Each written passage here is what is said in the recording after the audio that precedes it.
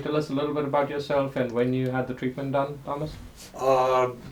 Yeah, I was diagnosed with a disorder, and I think they called it depression in somewhere in 2016 area, and I wasn't having much luck with the medication they were giving me, and I happened to find out, and I'd seen it on a couple of different television programs, this, and I'm not sure that I knew it was called TMS, but it was something that was non-invasive, and it helped people with depression. You know, it specifically addressed the same symptoms that I was having, and I thought, boy, if I could get a hold of something like that, it would. And they interviewed people that had had it and, you know, was having real problems, and their problems had gone away. And I thought that can't be. I mean, this is, and I felt too down, too deep to, I mean, I had given up on the chance of ever getting back to normal. And so yeah, tell us about the symptoms. So it looks like 2016, there's depression starts up, and you were hospitalized at one point? Right, yeah, I did a 1 week inpatient, and I'd had problems. A good friend of mine, my college roommate, had passed. My dad had passed. There were people that I cared a lot about that were, and it's, I mean, I think now it seems normal. Then it seemed horrific to me. So it mounted up, and finally my family members came to me and said, look, you've got to get some help, you know. So I did a 1 week inpatient at a facility, and we tried different medications. I went to my primary care physician first, and he gave me some medication, and that didn't seem to work. Then I got talked into, I guess, doing an inpatient at this facility, and that it didn't seem to help much. And then subsequently, it looks like you were in other treatments too, right? Therapy. Right. Yes, I did from 2016 to pretty steady, at least 2 or 3 times a week with a therapist to 2018, and with trying. Changing medications, coming off one, getting onto another.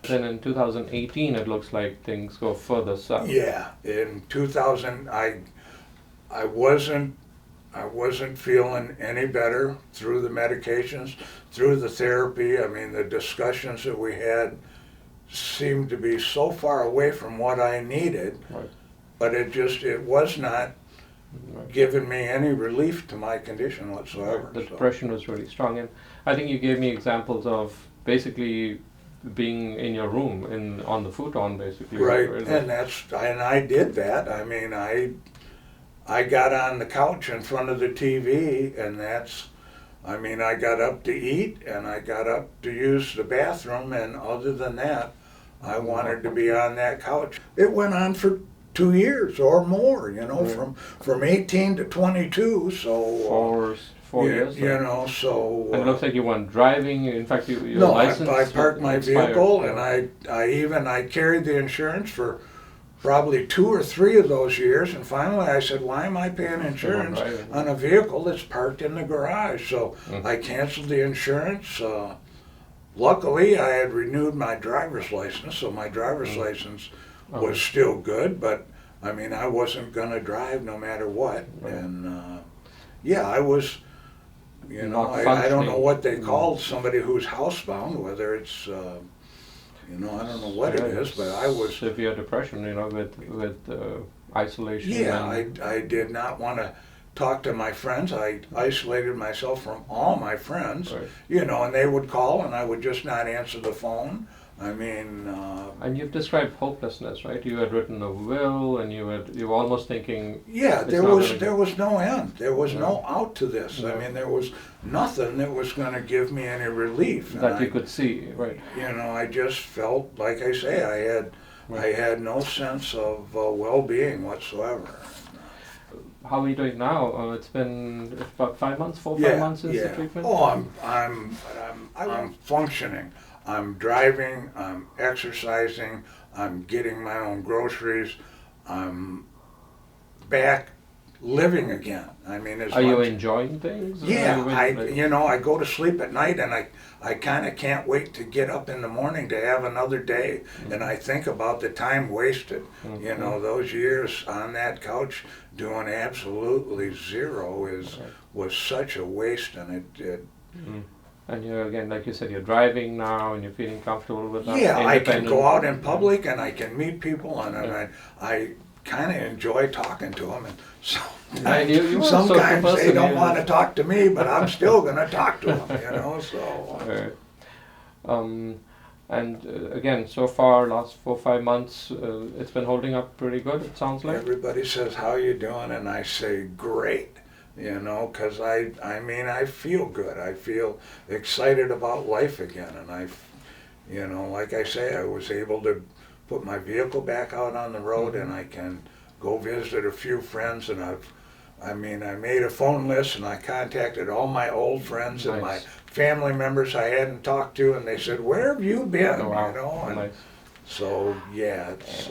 Anything in terms of your experience with the staff? We had Kelly and me helping you. Yeah, Felt comfortable? Kelly was an absolute joy, and the whole feeling in the facility was calm and casual and easy to deal with and flexible, and I mean as comfortable as it could be. I can't imagine. Usually a doctor's office, if you're a minute late, you're in trouble. If you're, and then you get there on time and you wait 3 hours anyway. And I mean, it was none of that. It was, yeah, we've got something going. We can't make it today. I'll be there tomorrow. No problem. Which really made a difference. I mean, that really, it just took the pressure off. Yep. Excellent.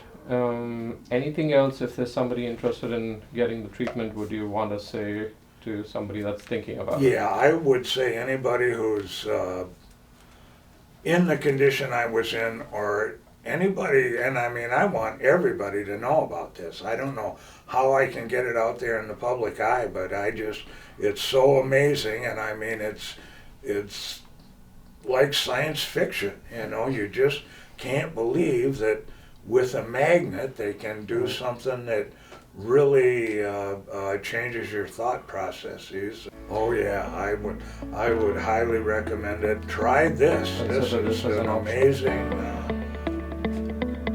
experience.